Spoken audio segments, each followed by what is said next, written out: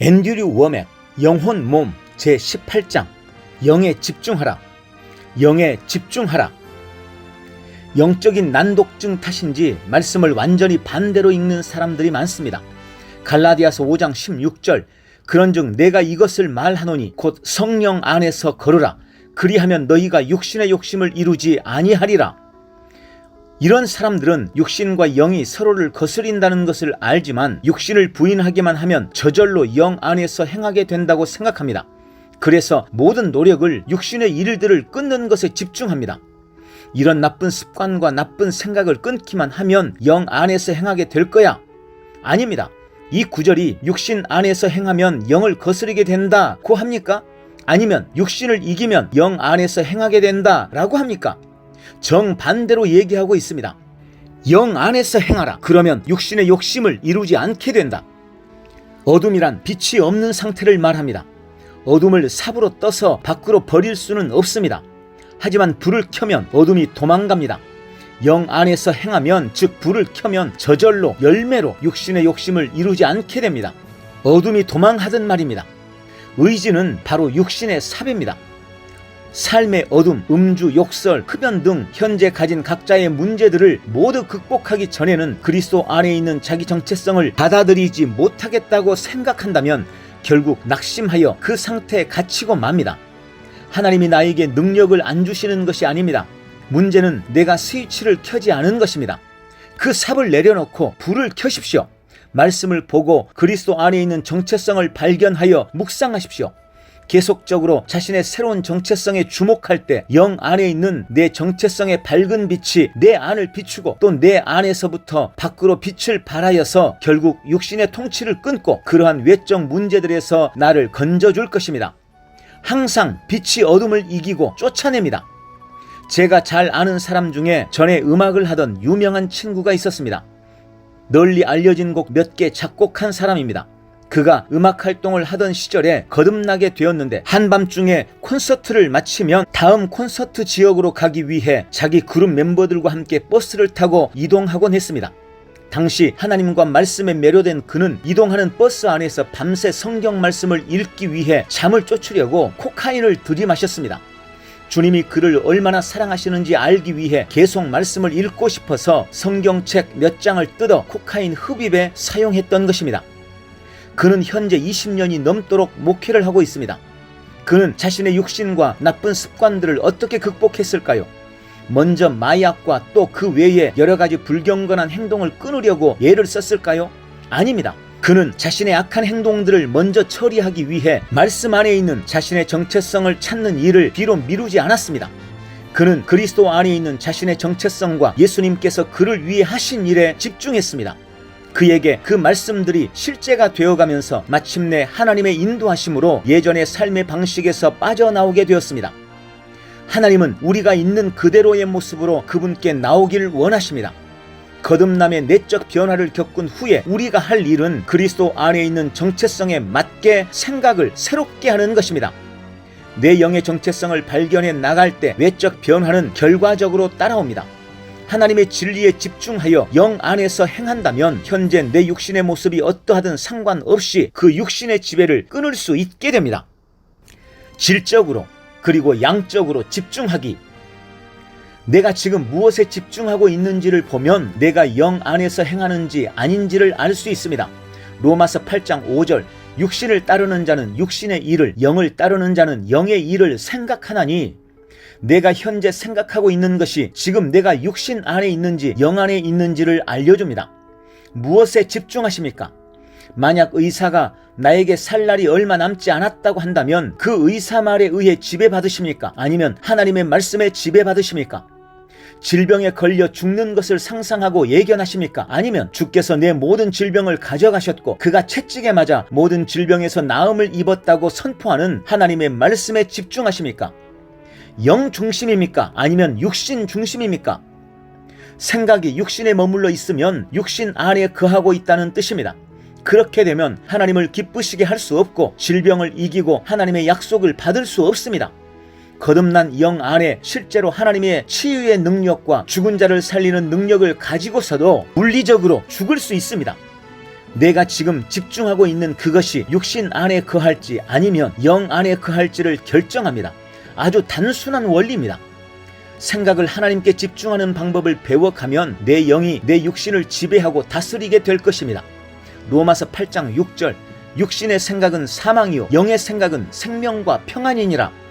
이 과정은 질적으로만 중요한 것은 아닙니다. 하나님께 집중하여 보내는 양적인 시간도 중요합니다. 육신적인 사고방식은 사망입니다. 여기서 육신적이다 라고 하는 것은 오감으로 분별한다 라는 뜻입니다. 육신적인 사고방식이란 신체적이고 물리적이고 외적인 것을 중요하게 생각하는 사고방식입니다.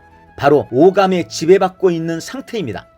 우리 몸이 질병을 경험하게 될 때 믿는 바, 말씀이 아닌 느껴지는 것, 육신에 더 집중하고 민감하다면 그 사람은 육신적인 사람입니다.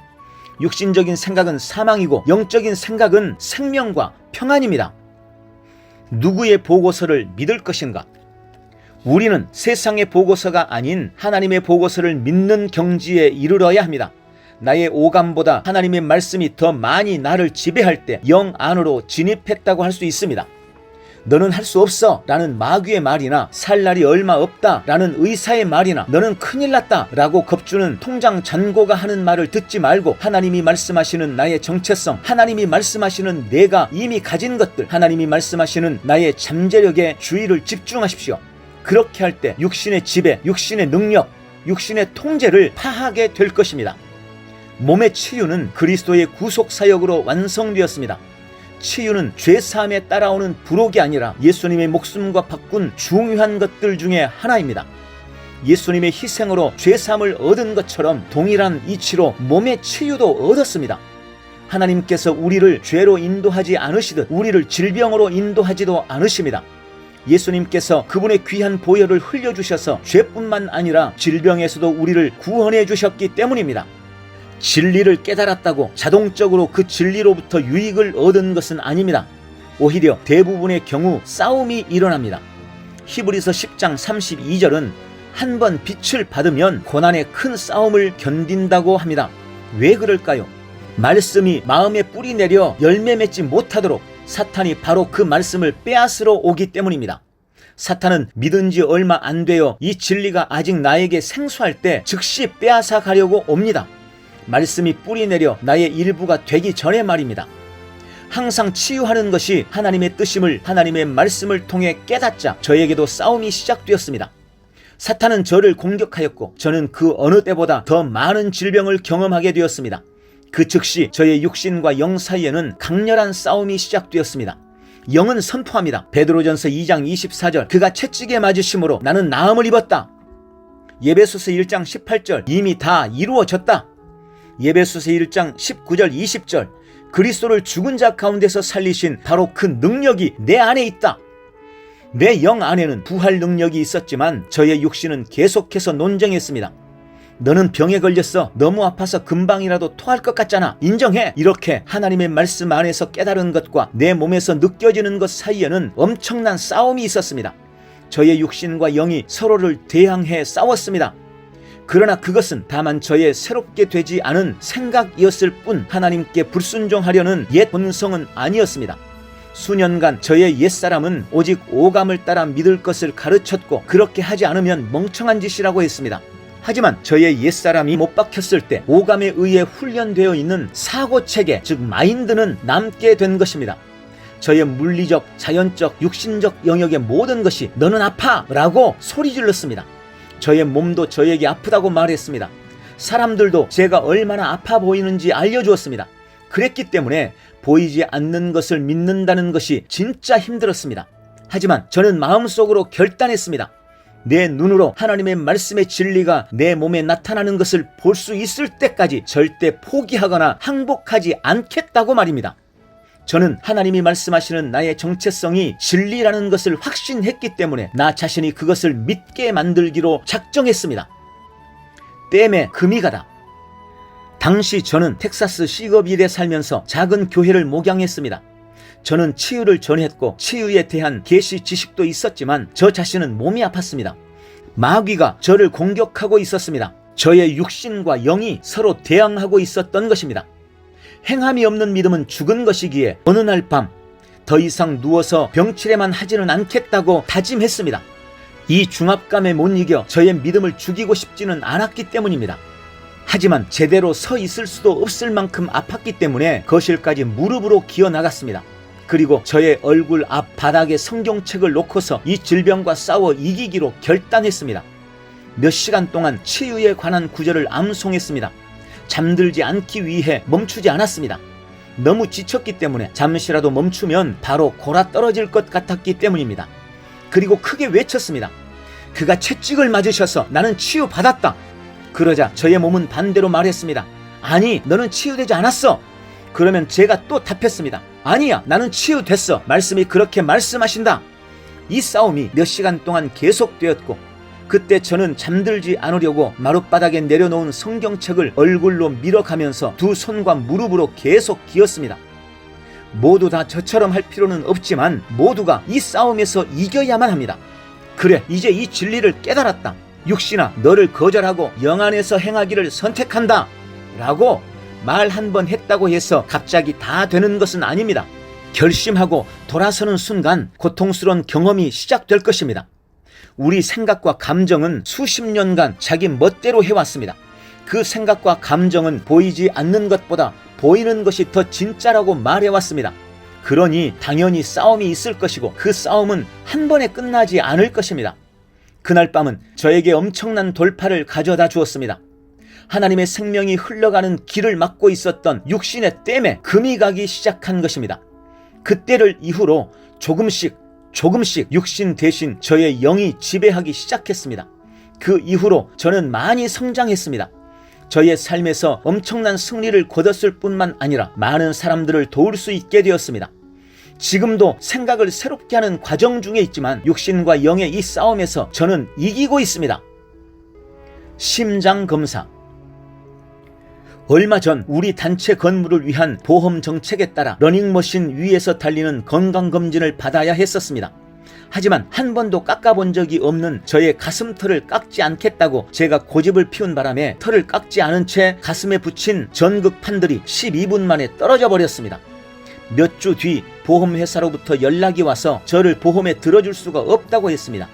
검사가 12분쯤 진행되었을 때 제 심장에 심각한 문제가 나타났다고 하면서 말입니다. 그때 전극판이 떨어져서 그랬다고 하니 다시 한번 검사를 하라고 했습니다. 이번에는 가슴털을 깎았습니다. 하지만 간호사에게 이것은 한 번도 깎아본 적이 없는 털이라고 한 번 더 말해 주었습니다. 이번에는 아무 일 없이 검사를 마친 뒤 의사가 결과 보고해 주기를 기다리고 있었습니다. 의사는 검사 13분쯤까지의 결과를 볼 때에는 괜찮다가 갑자기 걱정스러운 얼굴을 하면서 저에게 심각한 문제가 있다고 했습니다. 그러더니 다른 의사 연락처를 주면서 그날 당장 가서 검사를 해봐야 한다고 했습니다. 저는 담대하게 그 의사의 얼굴을 쳐다보면서 이렇게 말했습니다. 나는 당신의 진단을 믿지 않아요. 그러자 그 의사는 저처럼 자신의 의견에 항의하는 사람은 처음이라는 얼굴을 했습니다. 하지만 저는 의사에게 결과를 다시 잘 보라고 했고 정말 내 심장에 문제가 있는지 정직하게 말하라고 했습니다. 그랬더니 하는 말이 이 결과만 봐서는 심장에 문제가 있는지 알 수는 없죠. 선생님의 결과도 일반적입니다. 모든 사람들이 조금씩 차이가 있거든요. 아주 건강하실 수도 있어요. 그냥 검사 하나 더 받아보시면 좋겠다는 거죠. 아까는 그렇게 말씀하지 않았잖아요. 제가 소리쳤습니다. 검사 한 번 더 받아보면 좋겠다가 아니라 저에게 심각한 심장에 문제가 있다고 했지 않습니까? 그러자 그 의사는 뒤로 물러나더니 잽싸게 말을 끝내버렸습니다. 선생님은 건강하십니다. 검사 또 안 받아도 되겠어요? 대부분의 사람들은 우리가 치유받았다고 단호하게 선포하는 하나님의 말씀이 아니라 이 의사의 말을 믿었을 것입니다. 그리고 의사 말에 집착하다 보면 두려움 때문에 심장마비로 기절할지도 모릅니다. 이렇게 하나님의 보고서와 반대되는 보고서를 접하게 된다면 그때 어느 쪽을 믿을 것입니까? 육신을 극복하기.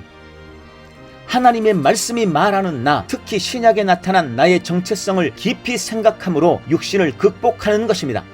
하나님의 말씀은 영이요 생명이기 때문에 말씀적인 사고방식을 가질 때 영적인 사고방식을 갖게 됩니다.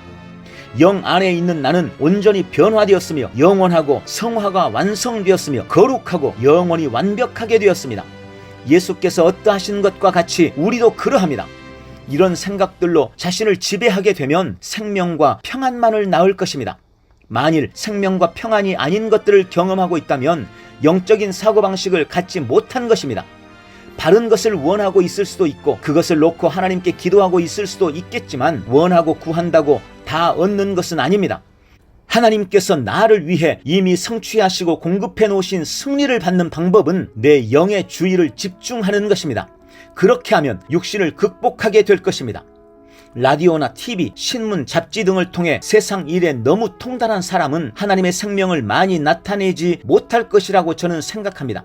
하나님께 집중하는 것은 많은 노력, 특히 제대로 된 노력이 필요합니다. 믿지 않는 자들과 같은 것을 읽고 같은 것을 듣고 같은 것을 생각하면서 어떻게 다른 결과를 얻기를 바라십니까? 그것은 무지해도 너무나 무지한 생각입니다. 물론 그런 사람들도 어느 정도 말씀 보는 시간을 갖고 있거나 하나님은 우리가 치유받고 형통하고 억압에서 자유케 되기를 원하신다는 것을 지식적으로 알고 있을 수도 있습니다. 비교적 다른 사람들보다는 하나님을 더 갈망하고 하나님께 더 민감할 수도 있습니다.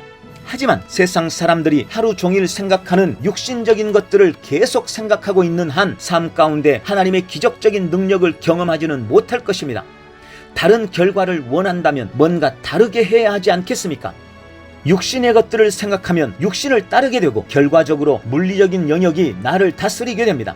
그렇게 되면 하나님을 기쁘시게 할 수가 없고 나에게 이미 주어진 승리도 경험하지 못하게 됩니다.